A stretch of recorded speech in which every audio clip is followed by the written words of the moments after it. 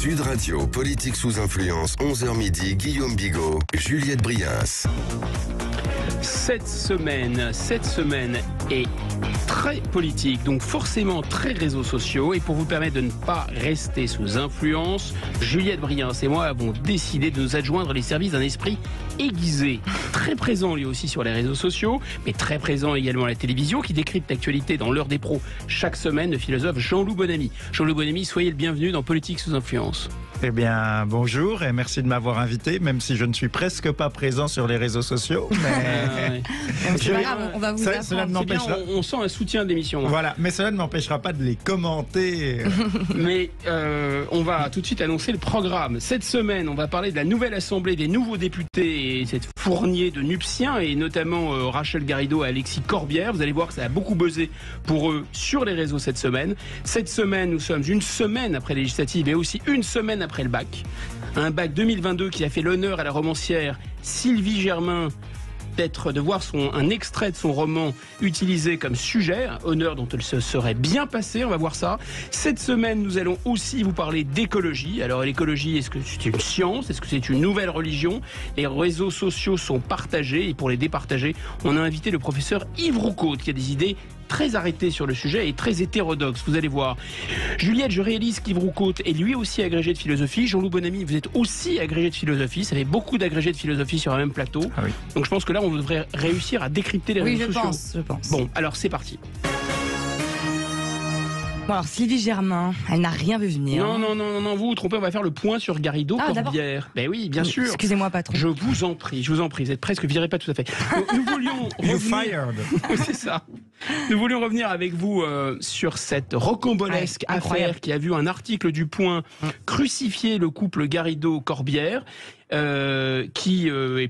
Avant juste de faire machine arrière. Et en fait, tout s'est quasiment joué sur les réseaux sociaux, c'est ça? Et en même temps, les réseaux sociaux sont au cœur de la polémique. Oui, tout à fait. Expliquez-nous. Et l'hebdomadaire Le Point, ça y est, il a rétro-pédalé. C'était jeudi, après avoir publié cet article qui affirmait que le couple de députés LFI, donc Rachel Garrido et Alexis Corbière, exploitait une femme de ménage sans papier. Donc vous imaginez le tollé, l'immense tollé que ça a créé tout de suite sur les réseaux sociaux. Pas bizarrement sur les médias mainstream, on peut imaginer sur les chaînes d'infos qui n'en ont pas parlé, parce qu'ils ont eu le temps, eux, de venir voir les choses. Mais sur les réseaux sociaux, on parle de dizaines de milliers de tweets en quelques heures.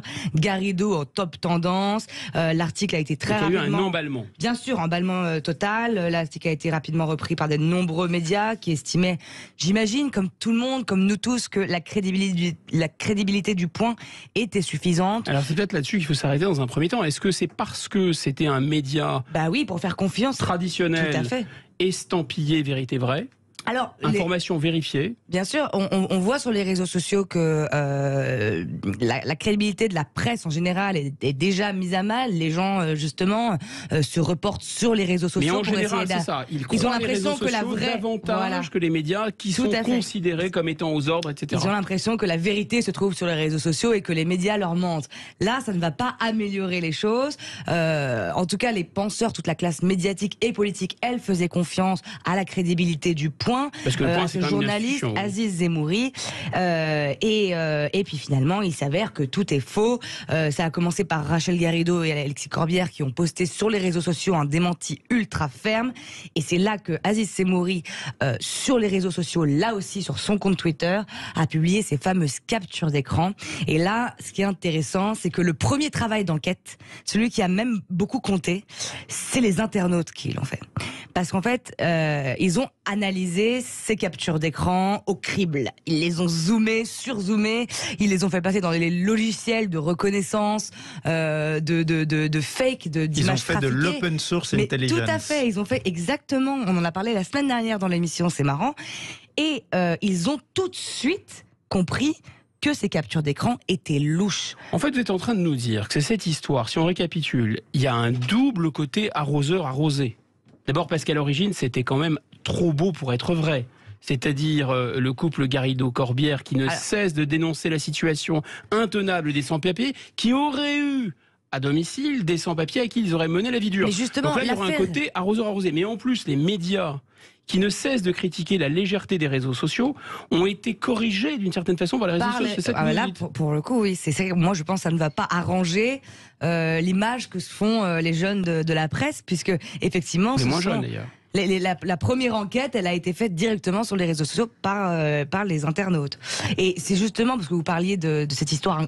Oui, c'est justement parce que cette histoire est tellement énorme que on n'a pas pu imaginer que le Point n'avait pas fait les vérifications nécessaires. Donc c'est pour ça que tout le monde s'est très vite emballé. Est-ce qu'à votre avis, Jean-Loup Bonamy, on a un phénomène de telle accélération, de telle pression dans cet univers numérique, d'ailleurs, il faut dire, où les réseaux sont omniprésents, que finalement la presse classique, qui normalement devrait avoir un temps médiatique et plus raisonné et raisonnable que le temps des réseaux sociaux, court après les réseaux sociaux. Et c'est ça qui aurait poussé à la faute finalement le Point. Ça vous paraît être une interprétation, une surinterprétation ? Alors, je reconnais bien là l'explication de notre ami Guillaume, qui justement explique souvent et avec brio Non, je t'ai plus, ma explique souvent avec brio les travers de notre époque, et c'est particulièrement bien saisir notre temps, notre époque.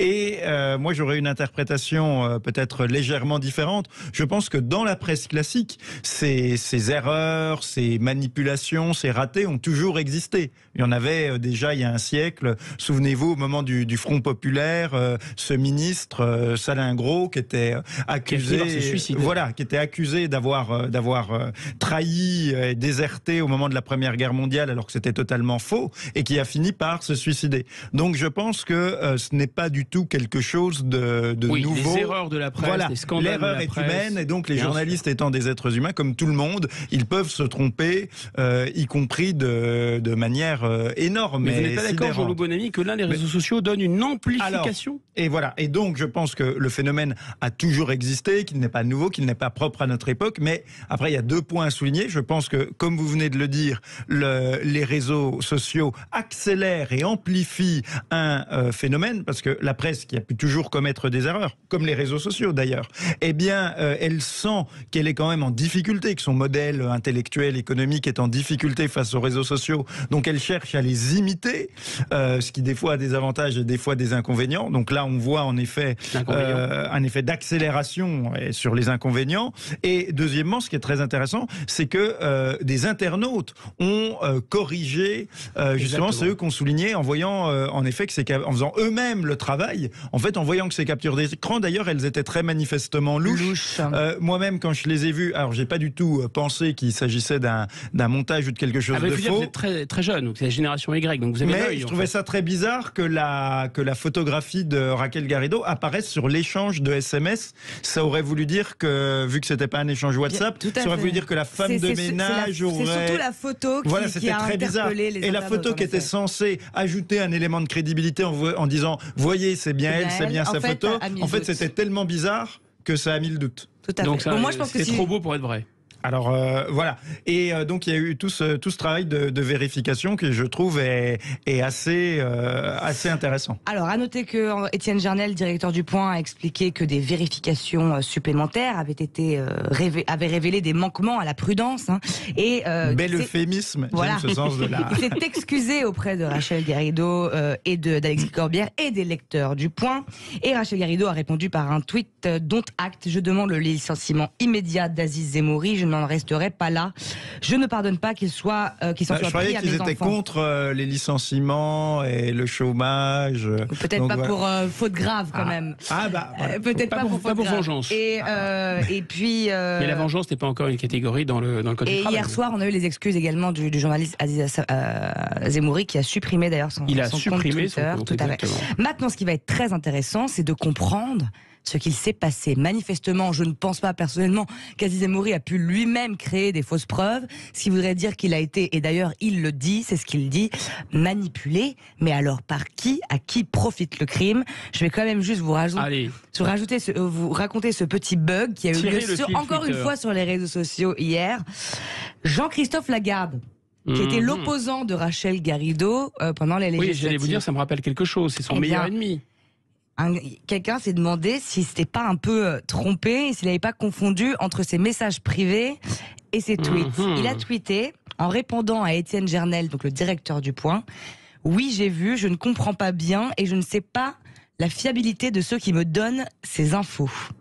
En fait, ils m'ont alerté la semaine dernière que l'article allait sortir, puis le journaliste a dit que ça avait été bloqué en haut. Est-ce qu'on peut en parler tout à l'heure ?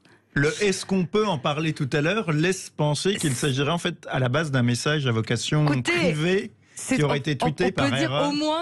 On peut dire en tout cas que c'est très énigmatique. Mais on est au cœur de phénomènes effectivement qu'on voit, c'est-à-dire rupture entre la correspondance privée, le public. Ah oui, bien sûr. Alors là, si on commence à s'emmêler les Jean-Loup va nous dire que c'est pas nouveau, c'est vrai, c'est pas nouveau, et indiscutablement.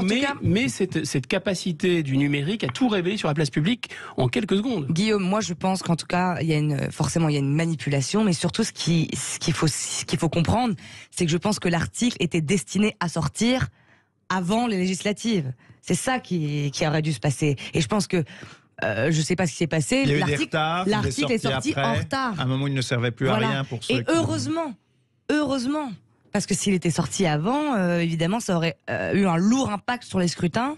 Et là, c'était différent. On aurait dû recommencer. Mais ce qui est intéressant aussi dans cette histoire, c'est qu'on ne peut pas avoir une lecture univoque des réseaux. On ne peut pas dire les réseaux ne font que ci ou que ça.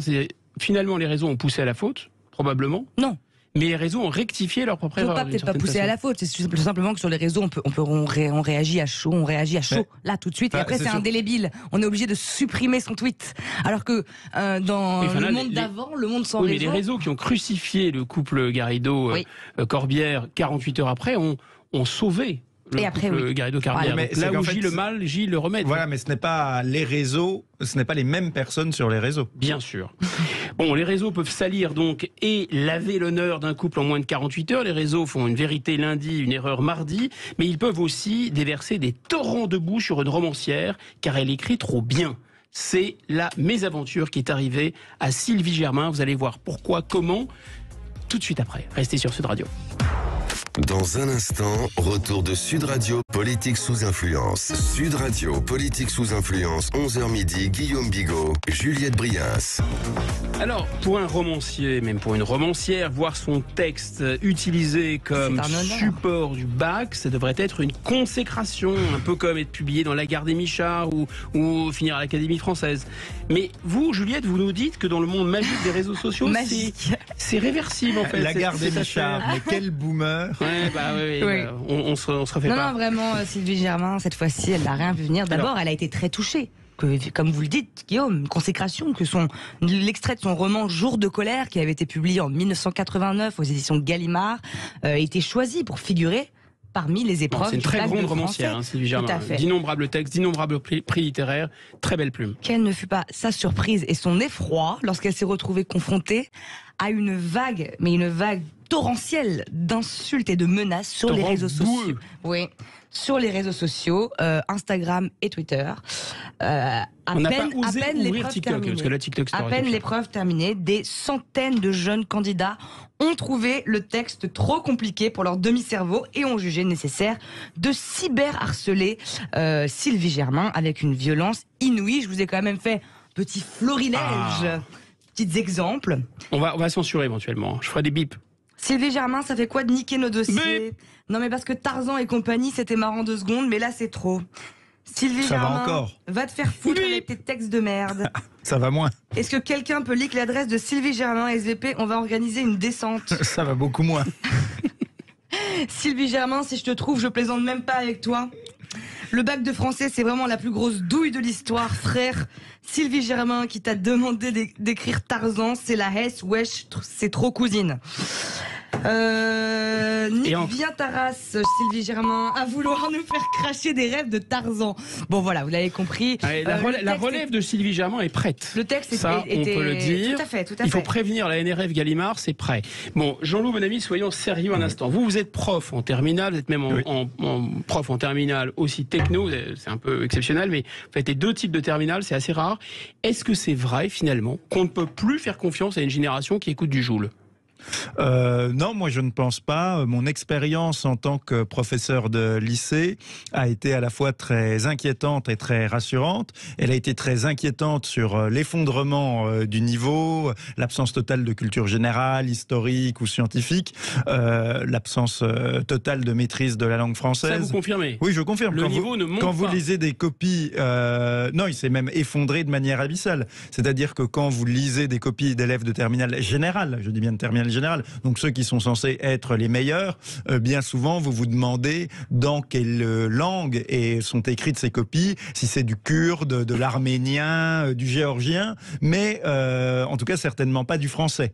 Et là, ce que je souligne n'a pas de rapport avec l'immigration, parce que ça vaut aussi bien pour des élèves issus de l'immigration que pour des élèves qui ne sont pas du tout... C'est un problème d'alphabétisation. Voilà, c'est un problème d'alphabétisation dont les élèves sont victimes. Donc ça, c'est tout à fait exact. Ils écrivent, par exemple, dans les copies, ils écrivent en langage SMS, par exemple, dans vos copies? Oui, c'est-à-dire qu'il faut compter maintenant en moyenne entre 1 et 2 fautes par ligne, que sur une classe de 30 élèves de terminale générale, à peu près 0 savent écrire correctement le mot langage, qui est pourtant un mot basique, c'est-à-dire que tous mettent un U, G-U-A-G-E, ce qui normalement ferait language. Il y a un prof sur les réseaux sociaux qui justement a fait passer les profs de français et qui a dit que sur cette même classe qui avait critiqué Sylvie Germain, il y avait un élève qui avait écrit en haut de sa copie, déjà premier mot, baccalauréat.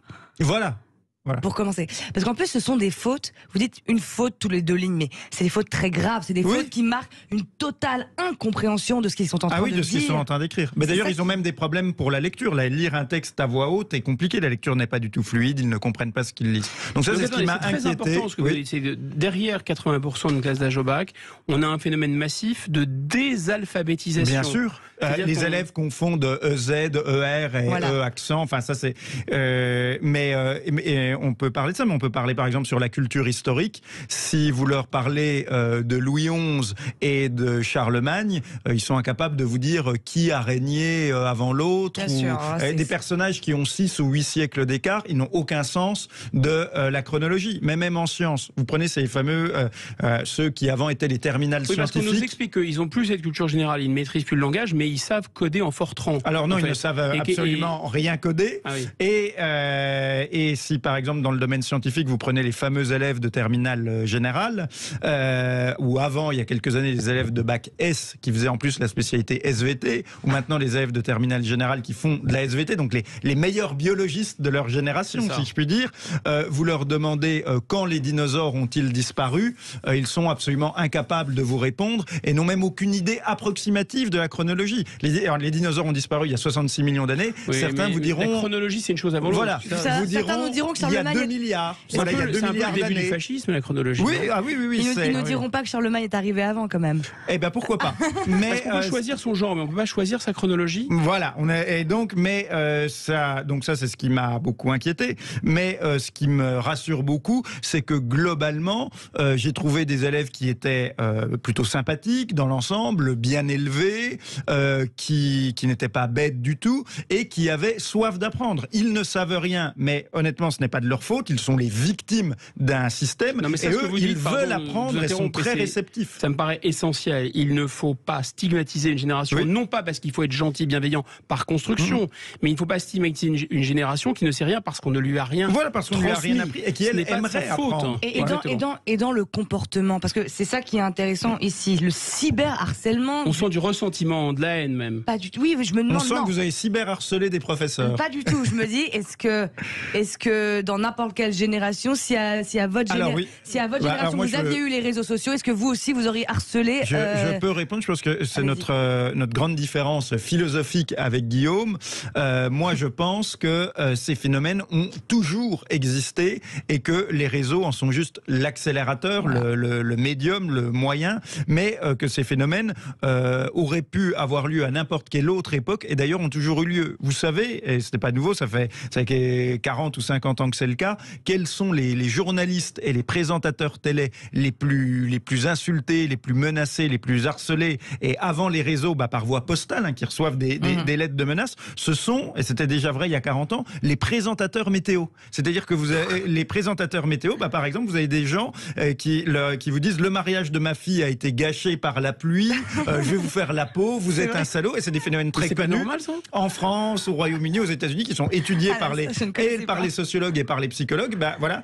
Et parce qu'on incombe, et en fait, je pense que c'est un réflexe archaïque, anthropologique, très profond dans l'être humain, qui remonte celui qui annonce la mauvaise nouvelle. Exactement, qui remonte aux sociétés traditionnelles, besoin de trouver un coupable, et si possible de préférence que le coupable ce ne soit pas soi, ce soit l'autre. C'est exactement ce qu'on voit avec Sylvie Germain. Voilà, c'est le bouc émissaire de René Girard. Donc trouver un coupable, le bouc émissaire, et l'expression aussi de pulsion de vengeance, d'agressivité. Donc finalement, la seule différence entre cette génération et la vôtre, c'est que vous auriez sûrement compris le texte, déjà. Il y avait déjà une certaine baisse j'ai passé le bac en 2006, il y avait déjà une certaine baisse du niveau. Et pour harceler Sylvie Germain, il aurait fallu envoyer des lettres. Il aurait fallu en fait que je me déplace jusqu'au bureau de poste, que j'achète un timbre, ça m'aurait pris plus de temps, et entre-temps ma colère serait passée probablement. C'est ça la différence. Alors que là, immédiat, Instagram... Jean Le Bonamy, on est bien d'accord, la bêtise, la méchanceté ne sont pas récentes dans l'histoire de l'humanité, c'est sûr. Mais enfin, voilà, plus le niveau baisse et plus le ton monte, on pourrait dire. On peut faire tous les procès en inculture qu'on veut vis-à-vis de la jeune génération. On ne peut pas dire que les plus jeunes, en tout cas, se désintéressent de la planète. Au contraire, on a l'impression que c'est un sujet de préoccupation majeur pour toute une génération. Cette écologie est une science, est elle-même devenue une nouvelle religion. Pour en parler, on reçoit le professeur Yves Roucaud, qui a des idées arrêtées sur le sujet et très originales. C'est tout de suite sur Sud Radio. Sud Radio, politique sous influence, 11h midi, Guillaume Bigot, Juliette Brias. Nous sommes de retour sur Politique sous influence et nous avons, avec Juliette Briens, la chance d'avoir deux agrégés pour le prix d'un. En fait, deux agrégés de philosophie. Yves Roucaud, promo sur les agrégés. Promo sur les agrégés. Après ce qu'on a entendu sur Sylvie Germain, peut-être que sont-ils en solde, les agrégés, je ne sais pas. Yves Roucaud, bonjour, bienvenue sur Politique sous influence. On vous présente parfois comme l'universitaire le plus diplômé de France. En tout cas, vous avez 2 doctorats, vous êtes épistémologue, des philosophes, des spécialistes de sciences politiques, d'intelligence artificielle, de biotechnologie, de nanotechnologie, de relations internationales, de risques pays. Vous avez été membre de 5 cabinets ministériels et l'auteur de nombreux ouvrages, dont le dernier, L'obscurantisme vert. On n'en jette plus ou il y en a encore? Bon. La vie, c'est l'explosion un peu de sa créativité. C'est ça, là, ce que Bergson disait, justement, on parlait juste avant que l'émission commence, c'est qu'en fait, on est de l'énergie créatrice. Le seul problème, c'est que dans le monde, on a tendance à bloquer cette énergie. Regardez les enfants, les gamins, ce que j'adore, regarder les enfants qui jouent dans les bacs à sable, qui créent ils sont créatifs. L'humanité, elle est créatrice naturellement. C'est ce que je démontre d'ailleurs, y compris dans ce dernier livre. Moi, je dis l'homme est homo creator. On va attaquer votre sujet. Le problème, c'est que nos virtualités sont bridées. Elles sont bridées. Donc, et moi, j'essaie de débrider les virtualités avec souvent beaucoup d'échecs. Je ne sais pas, cher Yves Roucaud, si vous avez entendu le précédent sujet. On a parlé de Sylvie Germain, de la manière dont elle a été cyber-lynchée, on va dire, après l'extrait de son texte. D'ailleurs, elle a répondu de manière extrêmement élégante par une formidable tribune. Vous en pensez quoi? Parce que finalement, ce que vous dites, c'est que l'énergie, la créativité est bridée. Là, on l'a un peu débridée, notamment dans l'enseignement secondaire, en disant l'élève au cœur de la classe et il faut pas trop encombrer le cerveau de nos têtes blondes, laissons cours à la créativité, et voilà ce qui se passe. Oui, enfin, je crois qu'il y a plusieurs éléments qui sont un peu contradictoires. Pour vraiment éviter toute confusion, il me semble que la créativité, c'est notre nature. C'est une nature qui est prouvée, puisque, et là encore une fois, mon livre répond justement aux obscurantistes, à la vague obscurantiste qui déferle dans nos démocraties occidentales et qui affaiblit notamment la France. Mon livre répond justement sur le fond, c'est-à-dire déjà en montrant qu'on a une triple créativité qui nous a permis de survivre, qui est une créativité vis-à-vis de l'environnement, qu'on humanise de plus en plus, vis-à-vis de notre propre corps, jusqu'à aller jusqu'aux gènes, par exemple, pour attaquer les maladies génétiques. Créativité dans nos relations interhumaines, c'est pour ça qu'on crée des civilisations. Ça, c'est quelque chose d'absolument exceptionnelle. Il n'y a aucune espèce vivante qui est dans cet ordre-là. Il y a une différence qualitative entre l'humanité et les autres vivants. Donc vous qui êtes surdiplômé, vous n'allez pas me contredire, les idées elles ne naissent pas comme des champignons. Non, bien entendu. Les idées, toute l'histoire de l'humanité, c'est ces tâtonnements, ces essais, ces erreurs, pour essayer petit à petit d'avancer, de progresser dans l'univers pour sauver sa peau, j'ai envie de dire d'abord, parce qu'il a fallu sauver notre peau. Alors on en parlera peut-être tout à l'heure, à cause des problèmes notamment climatiques, pas seulement climatiques. Et puis il faut aussi essayer d'améliorer notre vie au fur et à mesure. Donc voilà, alors, vous voyez, on a un phénomène, j'ai envie de dire un épiphénomène à un moment donné. Vous avez des forces obscures qui travaillent la société contre cette créativité, justement. Par exemple, des forces islamistes, des forces néofascistes, des forces obscurantistes de ce type vert, rouge-vert, moi j'appelle ça les petits bonhommes verts, qui vont contre cette créativité, qui d'ailleurs... À base de dogmes. Vous avez la scène des dogmes. Oui, c'est une pensée figée. Le problème de l'humanité, c'est qu'aussi souvent, elle crée des innovations, mais ensuite, elle se fixe, elle se fige, vous voyez. Et c'est pour ça que toute la lutte, toute l'histoire de l'humanité, j'explique ça dans un autre bouquin de manière mais beaucoup plus difficile à lire. Celui-là est facile à lire, il est drôle, je pense, etc. Mais toute l'histoire de l'humanité, c'est la lutte de cet esprit créatif, de cette liberté créative contre toutes les forces magico-religieuses, obscurantistes qui essayent de briser cette créativité. Mais... Alors on voulait vous inviter à la fois parce que la campagne présidentielle a fait la part belle à l'écologie, c'est le grand programme, le grand horizon vert de M. Macron, mais aussi parce on traverse une période de canicule au cours de laquelle les médias sont littéralement déchaînés pour nous parler des records de température. Et les réseaux sociaux se sont emballés aussi en France et partout dans la planète pour nous expliquer que ça y est, cette fois, on était au bord de l'apocalypse climatique. Et vous, c'est pas du tout votre sentiment. Bah oui, parce que si vous voulez, moi je suis désolé de le dire aussi crûment, moi je suis contre les climato-sceptiques. C'est-à-dire je suis contre tous ceux qui inventent un climat qui n'existe pas et qui refusent la réalité du climat. Alors vous dites les climato-sceptiques, c'est l'autre. Bien sûr, c'est un phénomène très très connu qu'on appelle de projection en psychanalyse, qui est un phénomène qui consiste à attribuer à l'autre ses propres turpitudes. La négation du climat est une constante chez tous ceux qui essayent de culpabiliser l'humanité sous prétexte qu'elle produit des industries, etc., etc. Toute la critique qui est faite par les climato-sceptiques réels, c'est-à-dire les obscurantistes, par exemple de la NUPS aujourd'hui, toutes ces critiques-là viennent du même refus de voir ce qu'est l'histoire du climat sur cette planète. C'est pour ça que moi, si vous voulez, je décris, c'est la première partie du livre, l'histoire du vrai climat de cette planète depuis 4,45 milliards d'années. Ici, on est quand je même la décris dans le détail parce que les températures depuis 4,55 milliards d'années ont toujours été mais hors glaciation, ont systématiquement été plus élevés qu'aujourd'hui. De 4,55 milliards d'années à 2,5 milliards d'années, la moyenne était supérieure à 83 degrés centigrades. Je rappelle qu'elle fait 15 degrés centigrades aujourd'hui. De 2,5 milliards d'années, allez, on va aller vite, jusqu'à l'arrivée des hominines, donc nos ancêtres, il y a donc 7 millions d'années. Eh bien, de ces 2,7, eh bien, la température, elle fluctue. Parce que la Terre fluctue entre des glaciations monstrueuses, avec des exterminations monstrueuses dues à ces glaciations, et des réchauffements qui parfois sont aussi monstrueux. Il y a eu plus de 7 exterminations massives dans l'histoire de l'humanité. Mais disons, donc finalement, vous ne niez pas le réchauffement climatique, vous dites simplement que... Non, le réchauffement climatique... Je le remets dans son contexte, parce que je fais l'histoire de ce climat. Par exemple, vous parliez des dinosaures tout à l'heure, avant que j'arrive, enfin, juste quand j'arrivais, les dinosaures vivaient avec une moyenne de 30 degrés centigrades. Ils broutaient, pour ceux qui étaient végétariens, l'herbe au Groenland. Il n'y a pas d'herbe à l'époque. Au Groenland, si. Non, parce que l'apparition de l'herbe est postérieure à l'existence des dinosaures. Depuis 460 millions d'années, avec la naissance des premiers crustacés, il y a sur la Terre de la végétation. végétation et des animaux. Tout à fait. Voilà. Il broutait des végétaux, des fougères. Des fougères essentiellement. L'herbe, qui absorbait énormément c'est une façon rapide de parler, mais qui est assez juste sur le fond. Il s'agit bien, en effet. Donc, je reviens sur cette histoire-là. Mais disons pour nos auditeurs soit clair. Donc, il y a une phase où la Terre se constitue et se stabilise. Au début, ça, c'est la première phase. C'est très chaud. Il n'y a aucune existence possible. Et puis ensuite, il y a la vie qui peut apparaître telle qu'on la connaît. Et à la fin des premières bactéries, etc. Voilà. À la fin du cycle, il y a les hommes.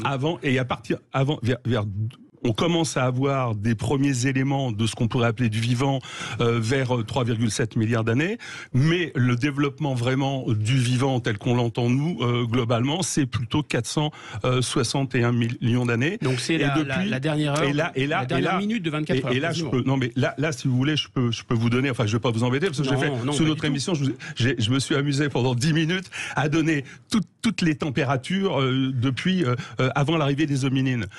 Les glaciations et les réchauffements sont un fait climatique parce que tous les gens sérieux savent que la température sur Terre est montée et descendue de manière très forte. Depuis que les hominines sont arrivés, donc il y a 7 millions d'années, donc vous voyez qu'on a déjà fait 95% de l'histoire de la Terre, il faut savoir quand même que ces réchauffements et glaciations ont détruit 99,99% du vivant. Donc il faut bien comprendre un truc. Ça, les gens sérieux le savent. Mais en revanche, le sujet, c'est plutôt est-ce que l'activité humaine depuis la fin du 19e siècle est responsable d'un phénomène d'accélération? Alors, donc on a 15 degrés aujourd'hui. On a eu en moyenne 25-30 degrés avant les hominines, donc on peut pas dire que ça accélère le réchauffement. Mais à l'inverse, non, mais attendez, moi je ne suis pas en train de nier des effets de l'activité humaine sur le climat. Je suis en train d'expliquer simplement que l'apocalypse qui nous est vendue est une illusion et que ce n'est pas seulement une illusion, c'est un cache-sexe pour essayer d'attaquer nos démocraties libérales et la puissance de ces démocraties aujourd'hui. Et ça, je le démontre. Alors, je vais en rester aux hominines, puisque voilà, le coupable qui arrive il y a 7 millions d'années. Il n'a pas de bol, le coupable, puisqu'il y a 6 millions d'années, un peu moins, 5,9, il y a un réchauffement monstrueux et ils survivent, mais les températures montent à 29 degrés centigrades. Il n'y a pas d'industrie carbonée, il n'y a pas de nucléaire, il n'y a que dalle. Voilà.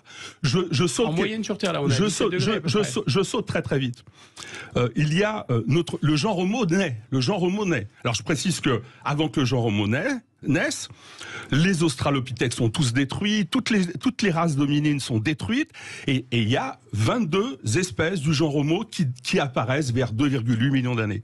Sur 22 espèces, 21 sont exterminées sur la planète. 21 sur 22. Alors, là, premier message, la nature n'est pas gentille. Ah bah la nature, oui, la douce Gaïa, elle est pas sympa, non seulement pour les autres vivants, mais aussi pour nous. Il faut savoir que depuis 2,8 millions d'années, on a eu 17 glaciations et autant de réchauffements, dont 4, 5, 6, les avis divergent, glaciations absolument monstrueuses.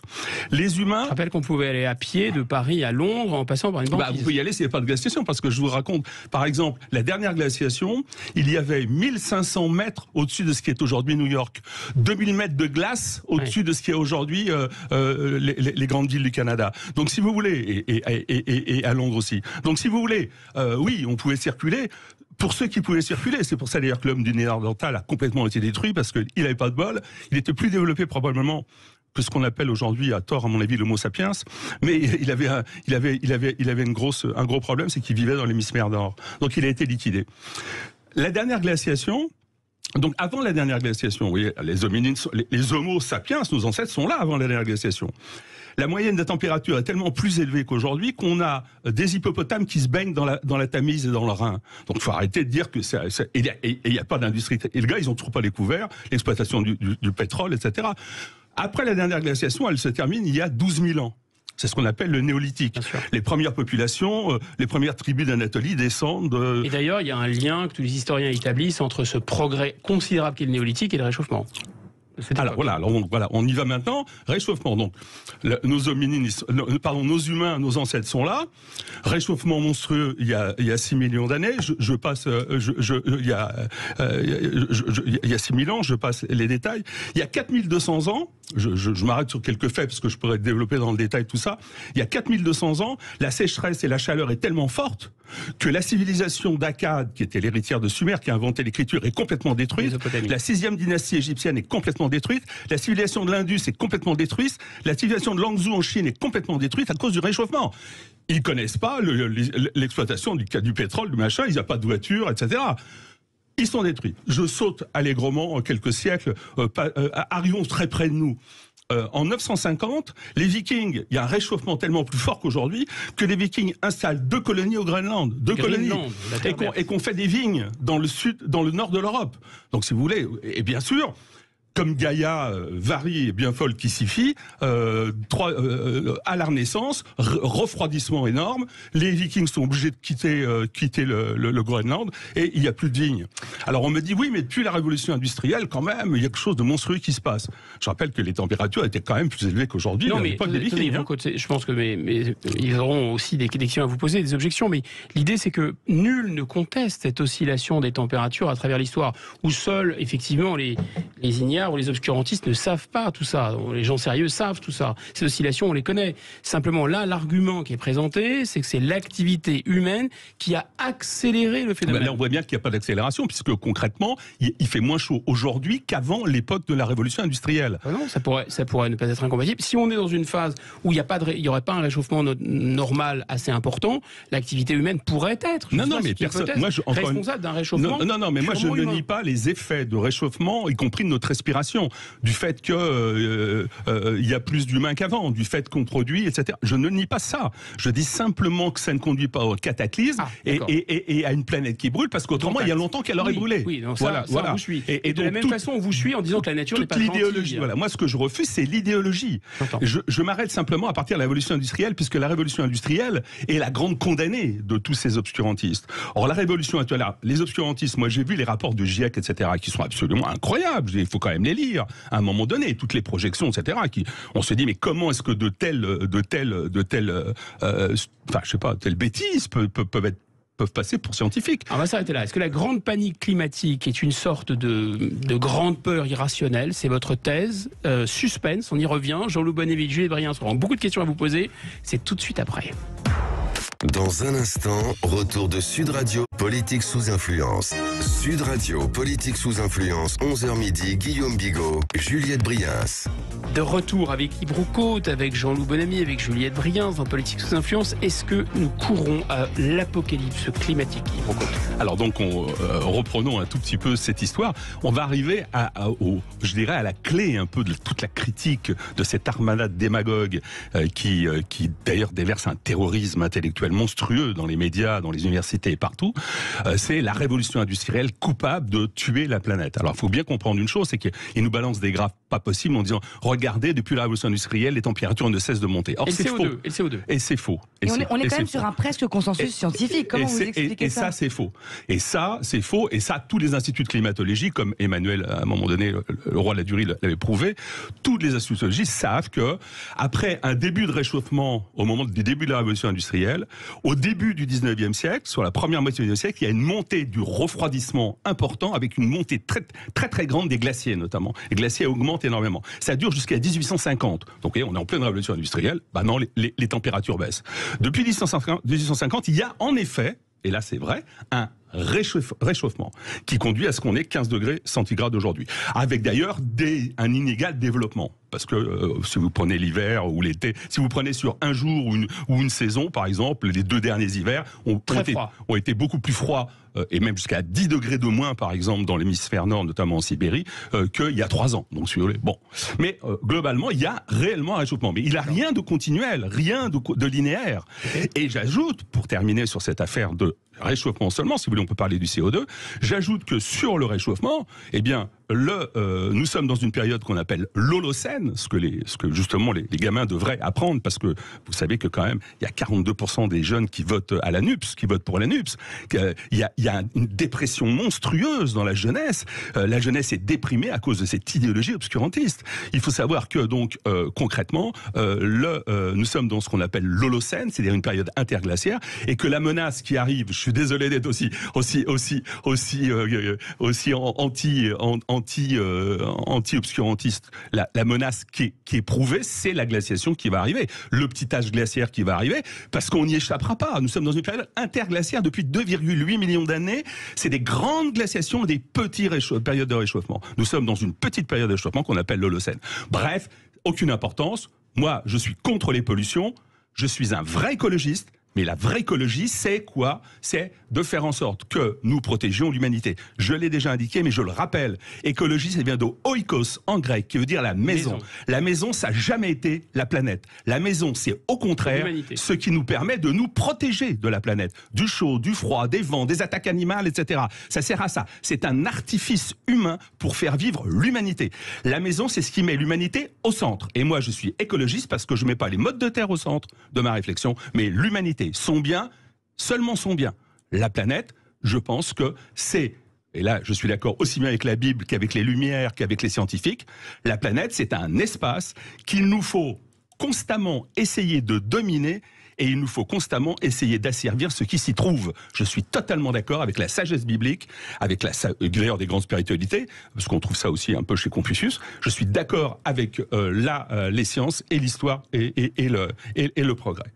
Sur le CO2, simplement un tout petit mot, parce que le CO2, on raconte beaucoup de d'âneries.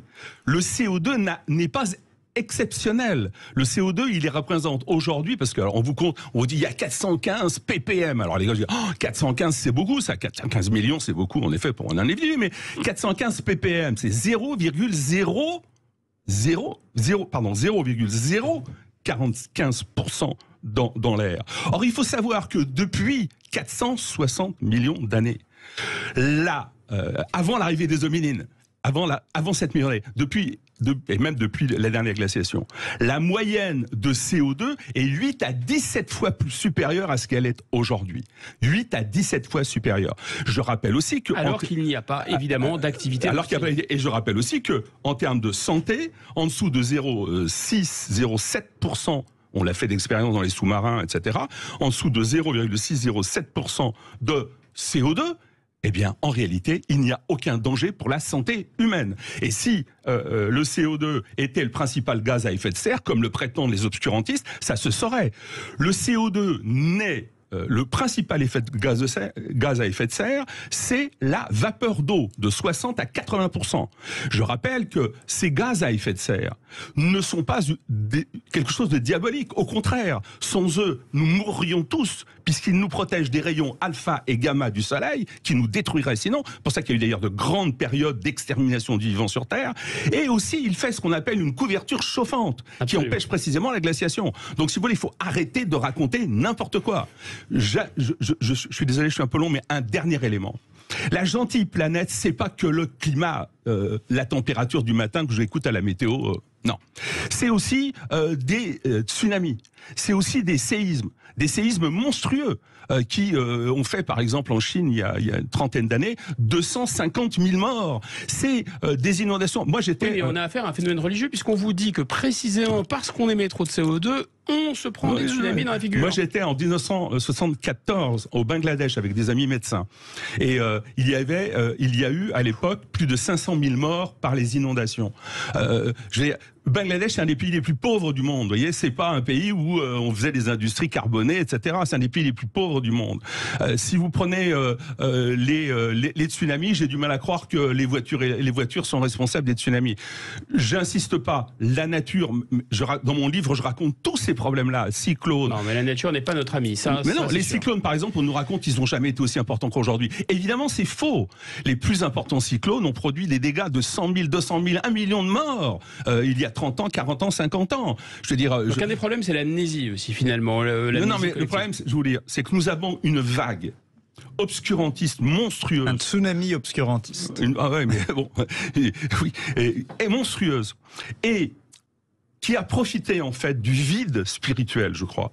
Après la chute du mur de Berlin, je pense que le camp du progrès, le camp de la liberté, le camp des sciences, qui croit en la croissance, en la société de consommation, ce camp-là a baissé sa garde.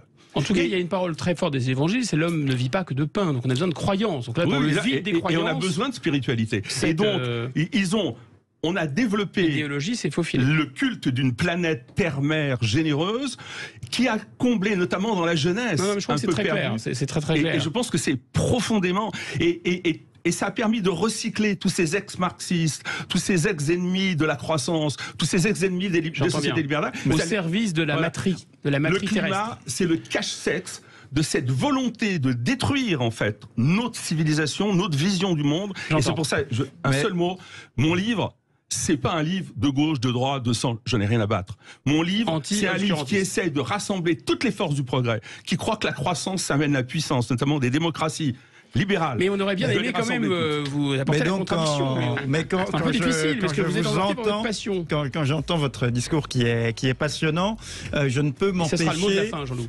de penser à cette formule de Malraux dans son roman La Voie royale. Il évoque la folie des Blancs.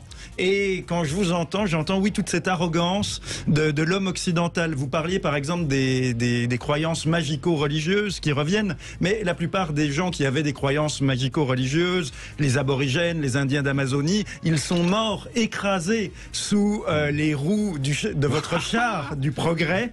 Et c'est un autre débat. Et donc simplement. Vous dites qu'il faut... La Chine et l'Inde démontrent que c'est faux. Qu'il faut dominer... C'est pas un modèle occidental, vous dites c'est un qu'il modèle faut universel. dominer la planète. Stop, on s'arrête.